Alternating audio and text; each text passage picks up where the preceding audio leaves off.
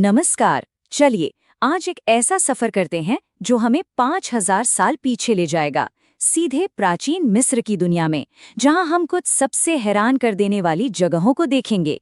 ये एक बहुत ही कमाल का सफर होने वाला है, तो चलिए शुरू करते हैं। तो हमारी ये यात्रा शुरू होती है मेम्फिस से।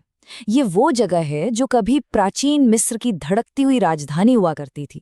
मतलब एक ऐसी महान सभ्यता जो मेसोपोटामिया और चीन के साथ ही फल फूल रही थी। तो हमारा पहला स्टॉप है मेम्फिस। सोचकर देखिए, एक ऐसा शहर जो 5000 साल से भी ज्यादा पुराना है। और कमाल की बात यह है कि आज भी यहाँ जमीन के ठीक नीचे विशाल मूर्तियां और न जाने कितने ही राज दबे हुए हैं, बस इस इंतजार में कि कोई उन्हें खोज निकाले। और यहाँ इन कठोर पत्थरों पर हमें मिलती है एक बहुत ही दिलचस्प चीज, हायरोग्लिफिक्स। ये एक तरह की प्राचीन लेखन प्रणाली है जो इतनी इतनी जटिल है कि लोग इसकी तुलना आज की कोडिंग लैंग्वेज से करते हैं। इन्हीं चिन्हों के जरिए रामेसिस II जैसे ताकतवर शासकों की कहानियों को हमेशा हमेशा के लिए पत्थर पर लिख दिया गया। यहाँ पर हर चीज का साइज मतलब दिमाग घुमा देने वाला है। एक पल के लिए सोचिए, रामेसिस II की सिर्फ एक गिरी हुई मूर्ति का वजन 140 टन है। और ये तो बस वो है जो हमें अब तक मिला है। न जाने कितना और इतिहास अभी भी इसी जमीन के नीचे दबा पड़ा होगा। चलिए अब मेम्फिस से आगे बढ़ते हैं सकारा की तरफ। ये वो जगह है जहां कह सकते हैं कि इतिहास ने एक बहुत बड़ी छलांग लगाई थी। यहीं पर दुनिया का पहला पिरामिड बनाने की कोशिश हुई। ये एक तरह से गीजा के शानदार पिरामिड्स का पहला प्रोटोटाइप था। ये चार्ट देखिए, इससे बिल्कुल साफ पता चलता है कि पिरामिड बनाने का आइडिया कैसे धीरे धीरे बेहतर हुआ। सक्कारा का जो स्टेप पिरामिड था वो एक बहुत हिम्मत वाला पहला कदम था, लेकिन सिर्फ 200 साल के अंदर ही गीजा में उन्होंने इस कला को एकदम परफेक्ट कर दिया। पर असली हैरानी की बात तो पिरामिड के ऊपर नहीं बल्कि नीचे छिपी है। इसके नीचे एक 14 किलोमीटर लंबी सुरंगों की भूल भुलैया है। सोचिए, 14 किलोमीटर!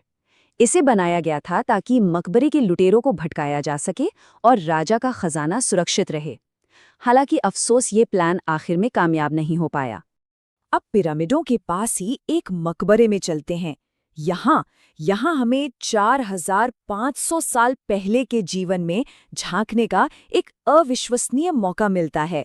यहाँ की दीवारों पर जो पेंटिंग्स और नक्काशी है वो इतनी डिटेल्ड हैं कि ये उस जमाने का एक टाइम कैप्सूल जैसा लगता है। और इन पेंटिंग से हमें उस दौर के समाज की एक पूरी तस्वीर मिलती है। देखिए, यहाँ लोग नील नदी में जाल से मछली पकड़ रहे हैं, तो कहीं डॉक्टर मरीजों को देख रहे हैं। शिकार करना, मवेशियों को चराना और तो और बड़े बड़े पत्थर के ब्लॉक्स को एक जगह से दूसरी जगह ले जाना, सब कुछ दिखाया गया है। ये उस वक्त की जिंदगी का एक पूरा लेखा जोखा है। लेकिन जानते हैं सबसे खास बात क्या है? इन कलाकृतियों में हमें उन लोगों की इंसानियत की झलक मिलती है। जैसे ये वाला सीन देखिए, एक गाय नदी पार कर रहे है और उसके बछड़े पर मगरमच्छ का खतरा है और चरवाहे चिल्ला रहे हैं, एक दूसरे को कह रहे हैं कि भाई सब मिलकर बछड़े को बचाओ। ये एक ऐसा पल है जो हमें हजारों साल बाद भी सीधा उनके दिल से जोड़ देता है। जिंदगी के लिए ये गहरा सम्मान उनकी मौत के बाद की जिंदगी की सोच में भी दिखता था। उनका विश्वास था कि शरीर को हमेशा के लिए बचाकर रखना बहुत जरूरी है, और इसी विश्वास के कारण मम्मी बनाने की ये पूरी इतनी जटिल प्रक्रिया अपनाई जाती थी। और अब हम इस सफर के उस पड़ाव पर पहुंच गए हैं जिसका सबको इंतजार था, गीजा के महान पिरामिड्स। ये वो चमत्कार हैं जो आज भी इंसानी सोच और इंजीनियरिंग को चुनौती देते हैं। अच्छा, इन पिरामिडों का आकार कितना विशाल है, इसे समझने के लिए जरा कुछ नंबरों पर गौर करते हैं। सबसे पहले महान पिरामिड की असली ऊंचाई 147 मीटर थी, मतलब आज की एक 40 मंजिला बिल्डिंग जितनी ऊंची। और इसे बनाने में 20 लाख से भी ज्यादा, हाँ 20 लाख से भी ज्यादा बड़े बड़े पत्थर के ब्लॉक इस्तेमाल हुए थे। और कमाल की बात तो यह है कि इनमें से कुछ पत्थर, जैसे कि जो राजा के चेंबर में लगे हैं, उनका वजन 70 टन तक है। मतलब एक एक पत्थर का। आज भी ये सोचना मुश्किल है कि उस जमाने की टेक्नोलॉजी से ये सब कैसे किया गया होगा। तो एक बड़ा सवाल ये उठता है कि आखिर ये हजारों साल तक खड़े कैसे रहे? इसका राज छिपा है एक बहुत ही शानदार एंटी अर्थक्वेक लॉक सिस्टम में। दरअसल बनाने वालों ने पत्थरों को एल शेप में काटा था ताकि वो एक दूसरे में फंस जाएं, इंटरलॉक हो जाएं। इसका नतीजा ये हुआ कि जब भी जमीन हिली तो पूरी की पूरी इमारत एक साथ हिली और ढहने से बच गई। कितना जबरदस्त दिमाग लगाया गया था।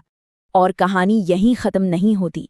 पिरामिड के ठीक बगल में एक और हैरान कर देने वाली खोज हुई। यहाँ जमीन में बड़े बड़े गड्ढे खोदकर 5 बड़ी बड़ी नावें दफनाई गई थीं। ये नावें राजा के लिए थीं, ताकि वो मौत के बाद की दुनिया में सितारों के बीच अपना सफर कर सकें। चलिए अब हम अपने आखिरी पड़ाव पर चलते हैं, पिरामिडों के उस रहस्यमयी पहरेदार के सामने जिसे दुनिया स्फिंक्स के नाम से जानती है। सोचिए, इसे चूना पत्थर की एक ही चट्टान से तराश कर बनाया गया है। ये एक पौराणिक जीव है जो 4,500 सालों से बस चुपचाप इस रेगिस्तान को देख रहा है। इसके कितने ही राज हैं जो आज भी इतिहासकारों को हैरान परेशान करते हैं। तो इस पूरे सफर से ये तो पता चलता है कि हमने कितना कुछ जान लिया है, लेकिन साथ ही ये एहसास भी होता है कि न जाने कितना कुछ अभी भी उस रेत के नीचे दबा हुआ है। और यही बात हमें सोचने पर मजबूर करती है कि 4,500 साल गुजर जाने के बाद भी मिस्र की इस रेत में और कौन-कौन से राज दफन हैं, जिनके खुलने का हम बस इंतजार कर रहे हैं।